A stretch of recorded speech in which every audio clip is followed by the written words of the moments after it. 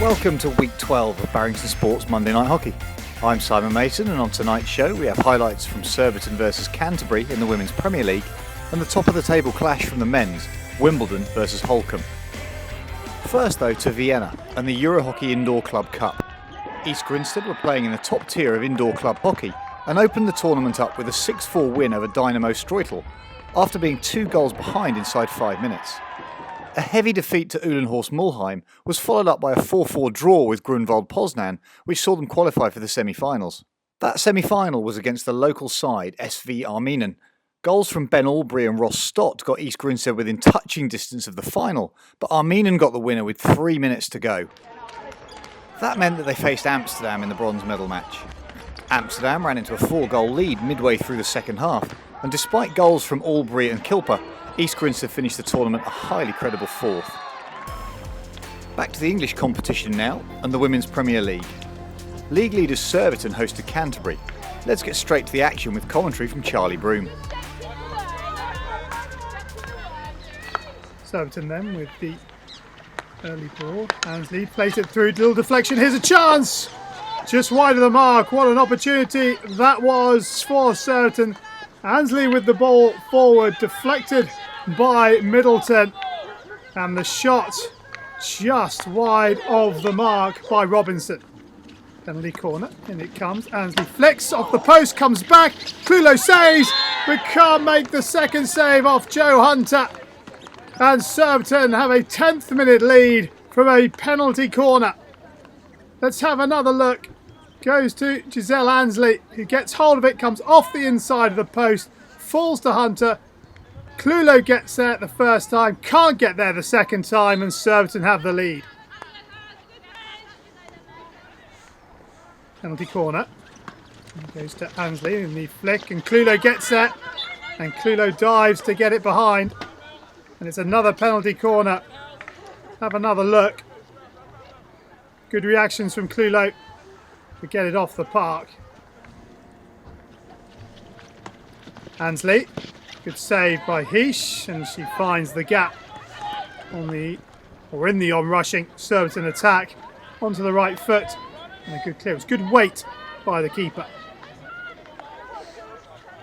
Free hit, Surbiton. Ansley fires it in, being mistrapped by Clulo on the reverse stick, and it's gone all the way through and turned in on the far post by Jenna Wolven, and Surbiton have doubled their lead, but Canterbury will be kicking themselves as the ball comes in. Clulo couldn't quite get hold of it.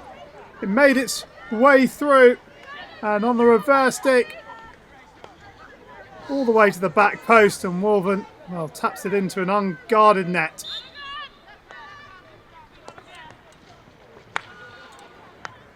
Penalty corner for Canterbury, and the drag flick is a good one. Grace Balsden pulls Canterbury back into this one.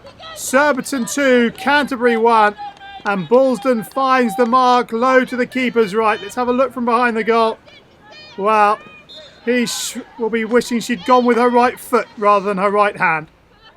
Surbiton spread the ball out to this right hand side. This is Webb playing it into the circle, and it's bouncing around it there. Can Canterbury get it clear? No, here's an opportunity for Page. Saved, and it's in the air, and it's been put in.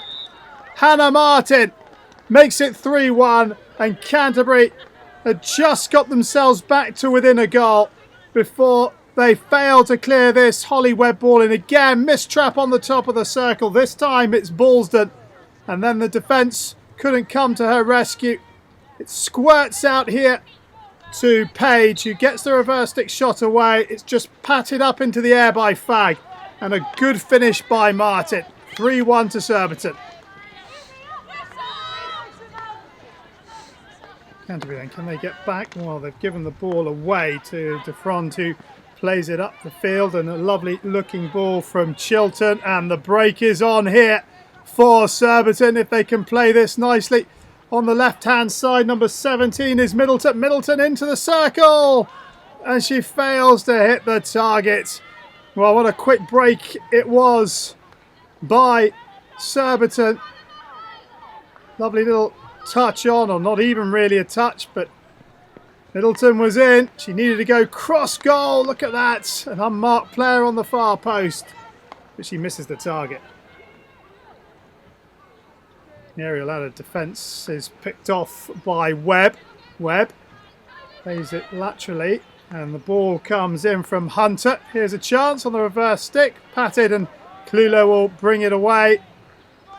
Another good opportunity for Surbiton.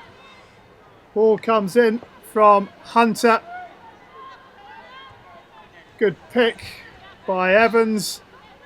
And the slap shot is comfortably saved. Clulo. Oh, she's trying to pick out Nell, but she's given away possession to Haycroft. Haycroft driving to the circle. Haycroft still going. Pulled back and turned in by Evans on the far post. And in the last minute, Surbiton make it 4-1. And it's another comfortable victory for the defending champions. Clulo's loose ball out of defence, straight to Sarah Haycroft. Haycroft driving down that right-hand channel. She gets around Grace Balsden. She pulls it back across the face of goal. And unmarked on the far post is Evans. 4-1 Canterbury. Round the back it will come. And Surbiton just seeing the clock down. And there is the final whistle. And it's another win for Surbiton. Another good win for the defending champions. They've beaten Canterbury by 4-1.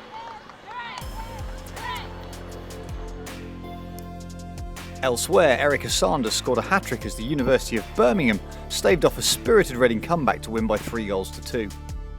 East Grinstead's match against Holcombe was called off due to the overnight snow. Slough took a massive step in their fight against relegation as Dilly Newton's goal gave them victory over rivals Wimbledon and Holcombe. And in the final game, Clifton Robinsons got a hard-fought victory over Leicester by 3-2, a victory which included a first goal for the club for Alex Danson. All that means that Surbiton now have a 7-point lead at the top of the table, with 4 sides below them fighting for the remaining 3 playoff positions. At the bottom, Slough have overtaken Bowden Hightown to move out of danger, leaving Reading further stranded at the bottom. Our highlight match from the Men's Premier League is first against second, as Wimbledon hosted Holcombe.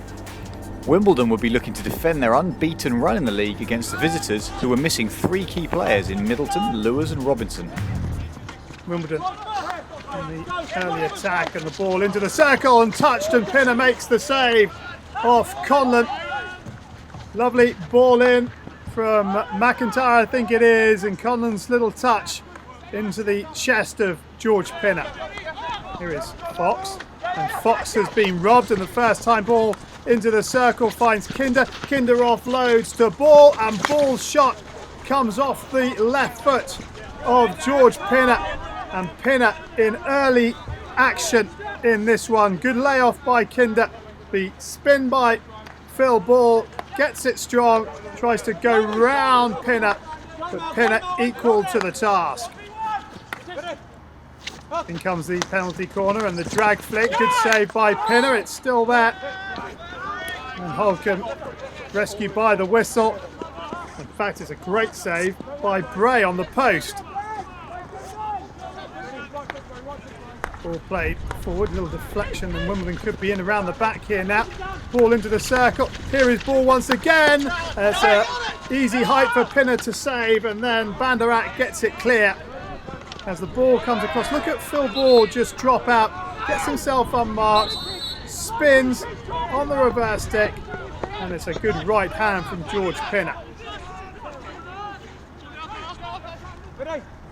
In comes the penalty corner again. The drag flick low to Pinner's right, and Holcombe can't quite get it clear. Back into the danger zone it goes. They're in real trouble now, and they are 1 down now because Johnny Kinder on the 32nd minute gets the breakthrough, and Pinner is finally beaten, but it had to take a deflection or two. Good save by Pinner down to his right. They try and get it clear, and as the ball comes back in, comes off the stick, I think, of Alistair Bray and falls at the feet of Kinder, who puts it into the roof of the net.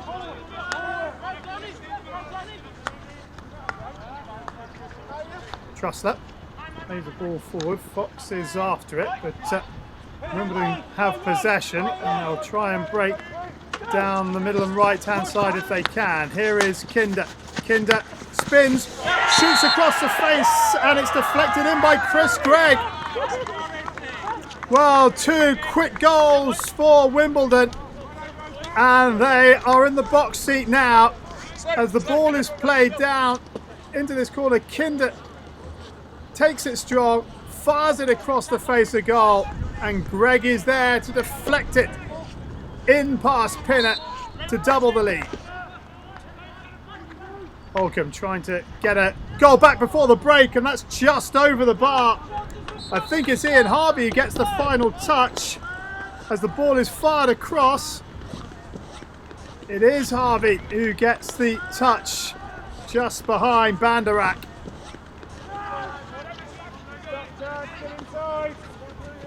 Here come Holcombe down their right hand side. Ball fired across. Deflection! Wow, I don't think James Bailey knows anything about that. As the ball is fired across, who gets the touch? Well, I don't know, but certainly James Bailey didn't either because it's come off his shoulder. Free hit for Wimbledon. And the ball down this right-hand side. Kinder with a goal in his mercy. Oh, my word. What a miss from Johnny Kinder to put this one to bed. Totally unmarked on the right-hand side of the field. And he doesn't even test George Pinner. What a miss that is from Kinder. Oh, can they find a way back into this one? Down the right they go again. Good drive, really good drive. Ball back across. It's still there and it's been turned in. Oh, we could have a grandstand finish now. Rob Field, with 7 minutes remaining, gives Holcombe hope. It came from a drive down this right-hand flank for Holcombe. And as the ball comes back, Field on the floor, gets a second bite of the cherry, and finally gets the ball past Bailey.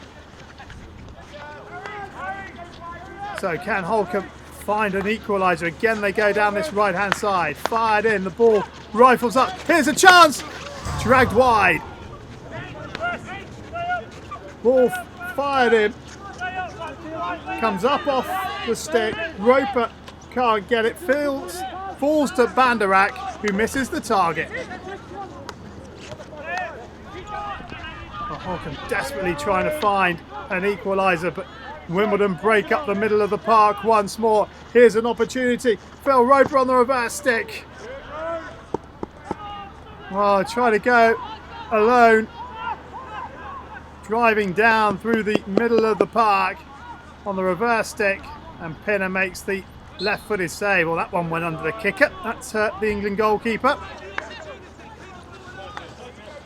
Holcombe, one last roll of the dice perhaps for them. But it's that right-hand side. They won't get the chance because Wimbledon have done the double. The final whistle sounds and Wimbledon extend their lead at the top of the table. They've beaten second place Holcombe by 2-1. Canterbury's match against Surbiton was another to be snowed off, meaning that there were just 2 other league matches.